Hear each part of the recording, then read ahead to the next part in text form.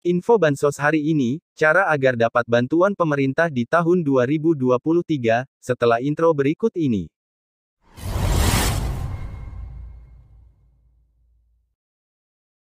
Pada video kali ini kami akan berbagi tips kepada masyarakat umum atau masyarakat awam yang belum pernah mendapatkan bantuan sosial namun layak untuk menerima bantuan sosial.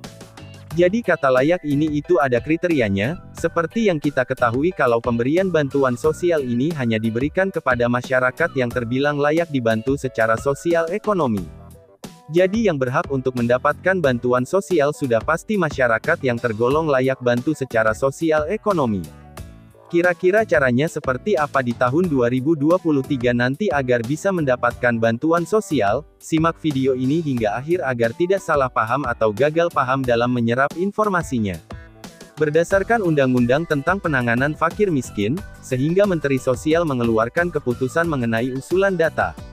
Dan mengenai usulan data ini terbagi menjadi 3 cara. Cara yang pertama itu dapat dilakukan oleh pemerintah daerah kabupaten atau kota. Jadi artinya untuk pengusulan bantuan sosial agar bisa mendapatkan bantuan sosial itu bisa melalui pemerintah daerah setempat. Kemudian setelah itu yang kedua usulan DTKS atau usulan penerima bantuan sosial ini bisa bersumber dari Kementerian Sosial. Jadi selain pemerintah daerah bisa mengusulkan masyarakat tersebut agar bisa masuk ke dalam DTKS, sehingga bisa mendapatkan bantuan sosial, Kementerian Sosial juga bisa mengusulkan orang-orang tertentu. Kemudian yang ketiga warga negara Indonesia secara mandiri juga sebenarnya dapat mendaftarkan dirinya atau mengusulkan dirinya, agar bisa masuk ke dalam DTKS supaya bisa mendapatkan bantuan sosial. Di sini akan kami jelaskan, yang pertama yang usulan data dari pemerintah daerah kabupaten atau kota terlebih dahulu.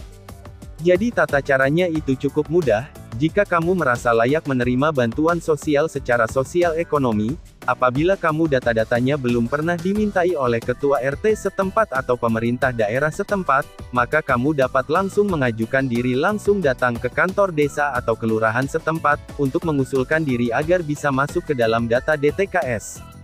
Karena syarat untuk mendapatkan bantuan sosial sekarang data kamu harus terdaftar aktif terlebih dahulu di dalam data terpadu kesejahteraan sosial. Dan ketika nanti data-datanya sudah ada di dalam DTKS atau data terpadu kesejahteraan sosial, maka kamu berpeluang untuk bisa mendapatkan bantuan sosial. Jadi itu tadi caranya cukup datang ke kantor desa atau kelurahan setempat dengan membawa KTP atau kartu keluarga dan fotokopinya. Namun data-data yang masuk di dalam desa atau kelurahan tersebut akan melalui tahapan musyawarah desa atau kelurahan terlebih dahulu. Jadi nanti data-data yang ada, atau yang sudah tertampung semuanya akan direkap terlebih dahulu, lalu akan dilakukan musyawarah desa atau kelurahan setempat. Dan nanti akan diputuskan nama-nama yang mana saja yang dianggap layak untuk menerima bantuan sosial. Kemudian yang kedua, pengusulan bantuan sosial atau usulan data DTKS yang berasal dari Kementerian Sosial. Ini tidak semuanya, ini hanya berlaku jika ada hal-hal yang urgent di sebuah daerah tersebut, maka Kementerian Sosial atau pemerintah pusat dapat mengusulkan orang-orang tersebut masuk ke dalam data terpadu kesejahteraan sosial atau di DTKS.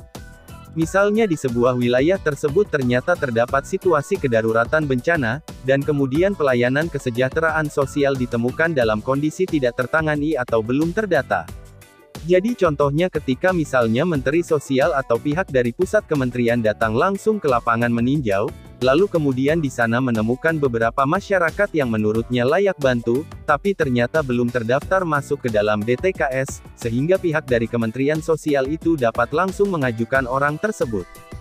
Berikutnya kondisi lain yang mengancam keselamatan atau dalam kondisi kedaruratan, semacam ada bencana-bencana tertentu yang dapat mengancam perekonomian masyarakat tersebut.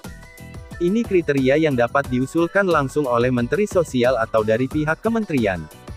Berikutnya yang ketiga, di sini usulan DTKS atau data terpadu kesejahteraan sosial dapat bersumber dari perorangan atau warga negara Indonesia secara mandiri.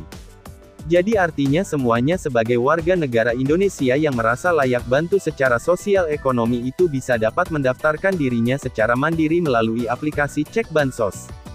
Nah, aplikasi Cek Bansos ini dapat diunduh atau di-download melalui Play Store atau di Web Store.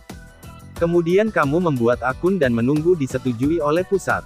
Selain itu di aplikasi Cek Bansos ini kamu juga dapat mendaftarkan atau mengusulkan 5 orang yang ada di sekitar kamu, untuk masuk ke dalam data terpadu kesejahteraan sosial. Di dalam aplikasi Cek Bansos juga bisa menyangga orang-orang yang ada di sekitar Anda, yang menerima bantuan sosial yang datanya di sana aktif sebagai penerima bantuan sosial, tapi ternyata menurut penilaian kamu dan orang-orang sekitar itu orang tersebut ternyata mampu secara sosial ekonomi. Itulah info Bansos hari ini, cara agar dapat bantuan pemerintah di tahun 2023, jangan lupa like, komen, dan subscribe untuk mendapatkan info Bansos secara gratis di channel ini.